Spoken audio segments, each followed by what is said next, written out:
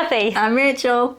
Welcome to Luna Bird's Book Club. Oh, that's weird because we don't have Ola to do it because she's out eating noisy pretzels. Yeah, Ola's eating a noisy snack in another room. She's been banished. She's been banished.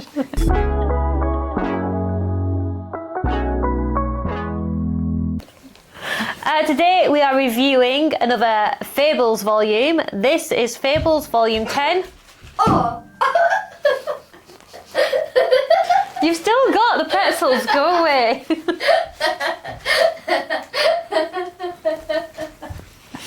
She's very excited that you're here. That's sweet. We are reviewing Fables Volume 10, The Good Prince. A quick overview of what happens in this one is that Flycatcher, the janitor in Fabletown, goes on a quest without permission from anybody to do something rather magnificent in the homelands. So it starts with the Forsworn Knight. Is it without permission? Is it not kind of all put in place by the higher ups? Not really, no. So what happens is, in the early parts of the book, the Forsworn Knight, who's been like this suit of armour hanging from a tree in the officers, starts speaking, and only the monkey's around to hear it. Mm-hmm. And then he crashes. And then the magic people are like, oh no, this is leaking magic. We all need to like not be here in case like bad things happen. And what happens whilst the place is in quarantine is Flycatcher comes down and meets the ghost of Lancelot, who was inhabiting the armour. And Lancelot's like, I was the best knight out there, but I lost my powers and my goodness when I slept with Guinevere. But now my armour is your armour, and it will protect you as long as you are good and righteous. Mm-hmm. And then he pulls Excalibur from the sword. So now our Flycatcher is armed with like these weapons of like pure goodness, and he goes down the wishing well, which has been the place where they disposed of all the enemies and bodies that people didn't know what to do with for the entire series. And we've never known what's happened in the wishing well before. And now Flycatcher goes down there and meets all like the ghosts of everybody who's ever ended up down the wishing well, and they're all living in this horrible, bleak, non-existent form. And he kind of makes a deal with them and says, if you follow me, I will lead you out of this place, and you will become flesh again for as long as you're with me and true to me. And then this becomes like a ghost army, which he uses to create the Kingdom of Haven in the middle of the evil empire. And it becomes like a place of peace. And that's like the main storyline that happens in here. Any initial thoughts on this one? I think my main reaction is that I didn't really care about Flycatcher. Like, I think when it started, I was all ready to get behind him for his adventure, but then I just found it a bit boring. Oh no. Not the whole way through. Like, I did still enjoy it, but when I think about it compared to other Fables volumes, I just didn't have as much investment in what was happening. Yeah. If you know what I mean. Yeah, I think that's my main reaction. I was less enraptured. That's the wrong word to use, but less invested in this piece than other pieces. And I don't really know why. I think it just all seemed a bit too twee. Yeah. Like, oh yeah, here Ambrose is, he's the best boy ever. He will do no wrong. And then at the end, does he go back to Fabletown? No, but some Fabletown people come to him. Okay. Oh no, yeah, he does. No, he does. He sneaks back every now and then, and just to like enjoy the peace of cleaning the floors in quiet. No, does he not? Or maybe that's in the next one. Or maybe. On the very last page, he does sneak back home to Fabletown just to mop the floors as like a little holiday for himself. Okay. Has this not all been kind of manipulated and orchestrated by Frau Tottenkinder? You feel like she knows what's going on. It's revealed that she has been the main opposing force against Geppetto this whole time. Like, she's the big good evil guy, as it were. So has she not kind of like... It's the magic people that tell people to stay away from the Forsworn Knight when it crashes. And she's in charge of the magic people. Has she not put the pieces in place for this to happen? Possibly. So yeah, I think she gives the impression that she knows something is up and is letting it happen. Okay. But maybe hasn't been a direct hasn't directly orchestrated it. You just opened it on a page that had Beauty and the Beast on it, and there was this bit where the Beast grew a beard. Oh yeah. And I thought he looked really good, and then Beauty was like, I hate that, you have to shave that. I like Beast with a beard too. In fact, did I make a note of that as well? Beast beard, page 86. Let's show you Beast with a beard. Because we both appreciated it. Oh, that's not a good looking beard. That's not a good looking beard. Okay, maybe I made the note of this one saying like I do not like Beast with this kind of beard, but I think he gets a better beard later on. He must, because... Yeah, and this is why she said I don't like it. I'm like, here I agree, Beauty, that is not a good look. Yeah, that's terrible. It's when they're watching telly though, I'm sure he has a better beard on him. Anyway, to get back to your initial reaction of like, I can totally see where you're coming from with that. And when I started reading it this time, I was like, oh yeah, is Ambrose just going to be a bit too good, and is he a bit too overpowered that it takes away from the drama? Yeah. But actually, as I was reading it, maybe... You were like, yeah, I love it. I was exactly like that. I was like, you know what? I'm okay with it. But I do get where that reaction comes from, because it's the same thing that means that some people find Superman a really boring superhero because he's too morally good and too strong, and like those two things together can make boring stories for some people. Missed that one. However, I actually really liked it, and I quite like that they were tapping into, because this has been all about the stories that last. And really, on one hand, you can see it's like, well, he's just got like way too strong magical armor. He's too nice a guy, and you know, he's just on this quest, and everything works out for him. He doesn't really have a moment where he was conflicted or could have gone back.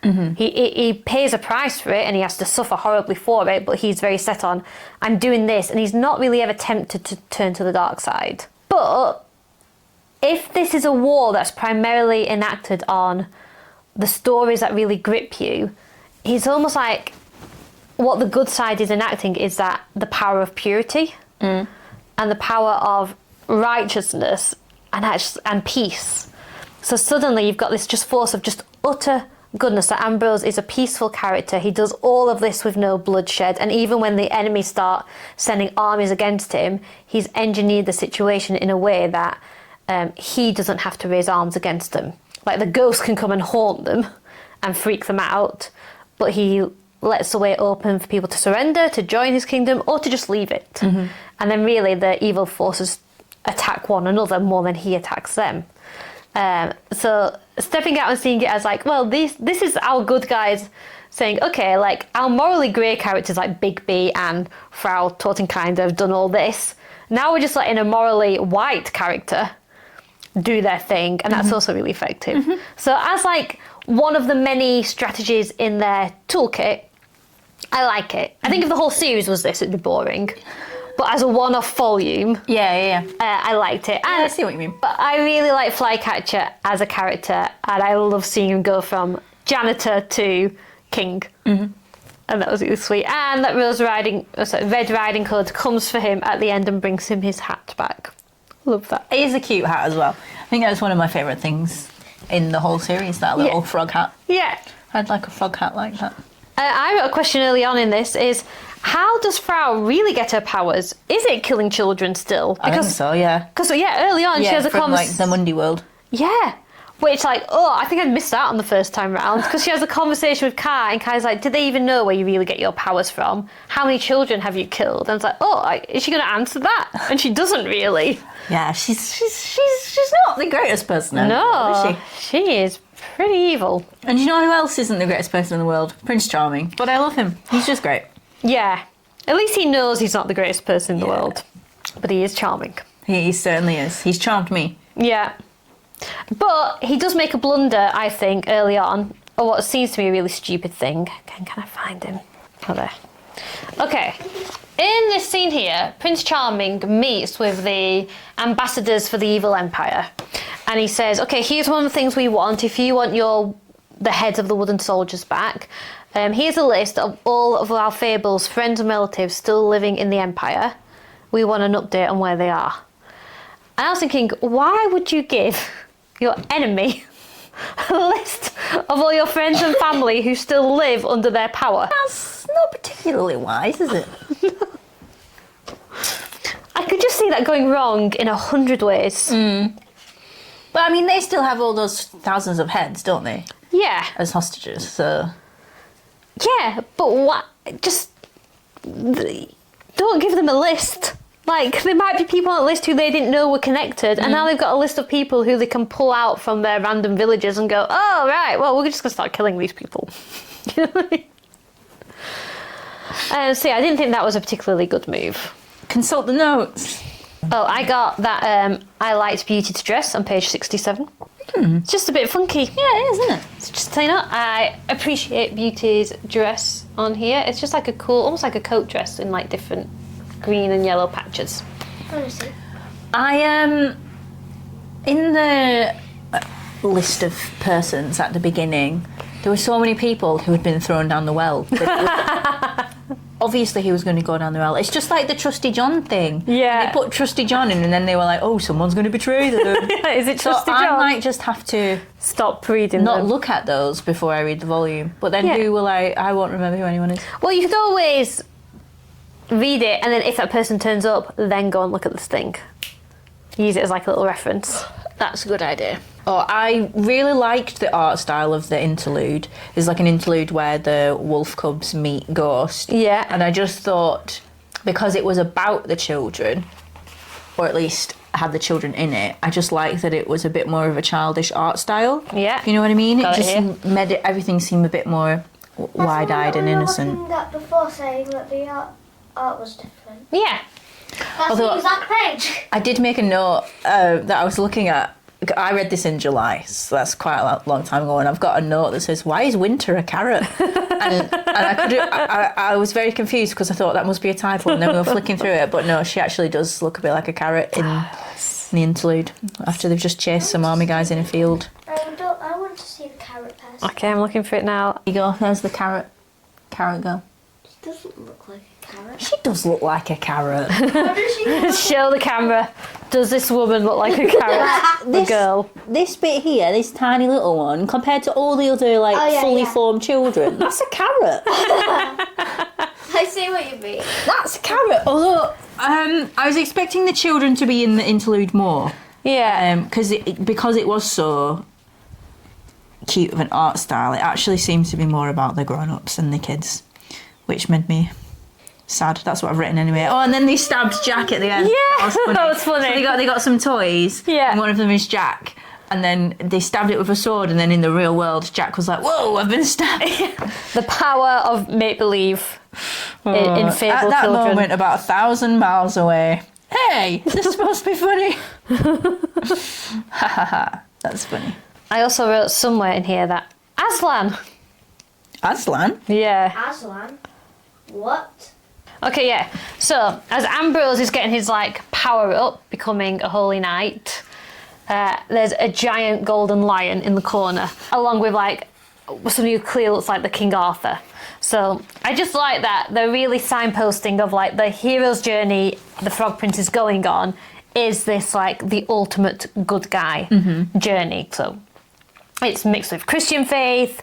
It's about purity and goodness and chivalry. He's becoming the ultimate knight, and I quite like that they're really strongly signposting of that's what this is about. Even to the point where he goes and brings back an army of the dead. That's also a really strong trope in mythology. Lots of epic fantasies have the hero having to go to the underworld and bring back some power. It even happens in That's Lord. literally what's happening in the book I'm reading. Oh, well, there you go. And it happens in Lord of the Rings. Aragorn brings an army back from the dead. Odysseus has to go to the underworld. So they're really tapping into this classical story arc, and I like that. Sorry, I keep yawning. It's okay, you're really tired. Consult the notes. Consult the notes. I also got that I like Trusty John gets a redemption because I felt bad for him, so he gets to become Flycatcher's right-hand man. And the other thing that I wrote, my last note, was that, our Fables pretty much become a terror group. What do you mean? So Bigby's side of things and Prince Charming's side of things is that they go out and, they go out, they hire a load of Mundy training grounds that train soldiers for hire. and they commandeer as many of them as they can so that they can train their own soldiers. They also buy weapons illegally. And they're preparing to for guerrilla warfare in the homeland. They are operating the same way as a terror organisation would operate. So that's a bit nerve-wracking, and maybe that's there to deliberately contrast against the goodness of what Ambrose is doing. So they're trying to resort to Monday war tactics, where Ambrose is doing a very fantastical war tactic. Stop handing me slippers.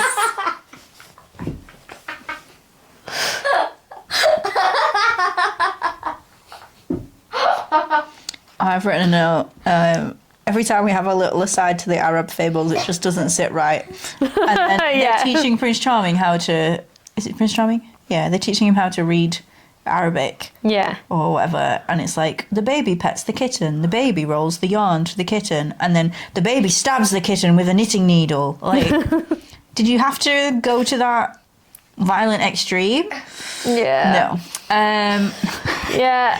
And then... I also, in this one, at the end, the emperor, like the figurehead of the emperor, is talking with the Snow Queen or something, and they're actually having a proper conversation. And this puppet, this figurehead, he's actually having his own thoughts and reactions to what is happening. And that it surprised me, because I thought he was literally just like a robot that Geppetto programmed and told what to say and things like that. What, is this Pinocchio? No.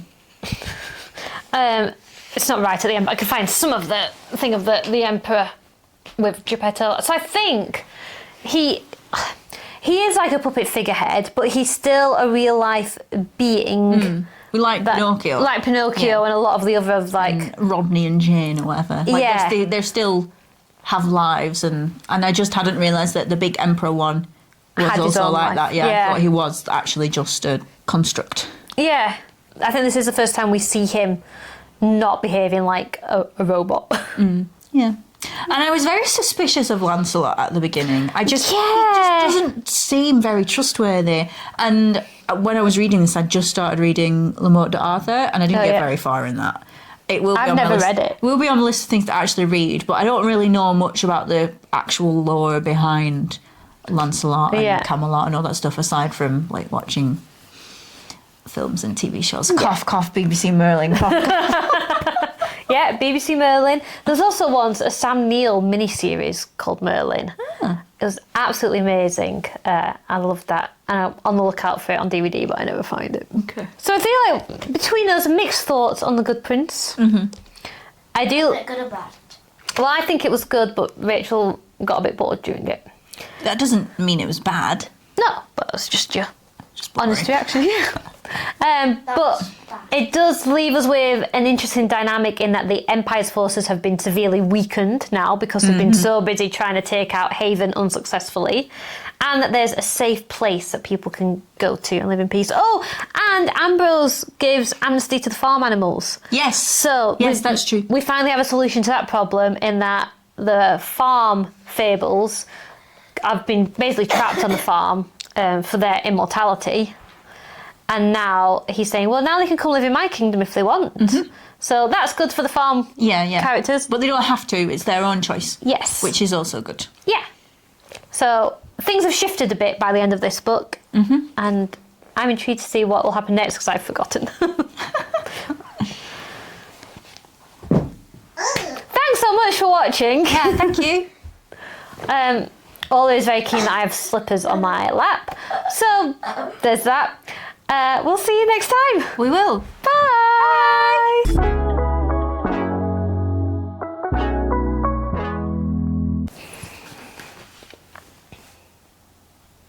I've written a note that says, why is winter a carrot? Why is winter a carrot? I'm assuming that's a typo, but what can it possibly be about?